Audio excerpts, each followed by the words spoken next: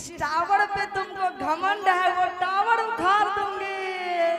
कानगी पे सवाल करने वाली उषा, अभी तुमने मेरा पावर नहीं देखा और मेरी लंबाई चौड़ाई पे मत जाओ, तुमने मेरा अभी जियो का टावर नहीं देखा।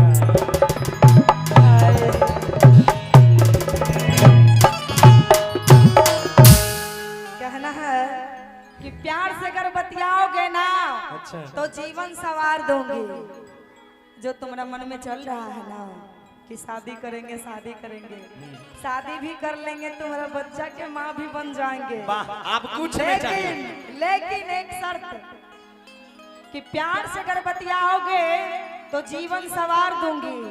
अगर आंखें दिखाओगे ना ए गौरव जी, अगर आंखें दिखाओगे, जिस टावर पे तुमको घमंड है वो टावर उखाड़ दूंगी।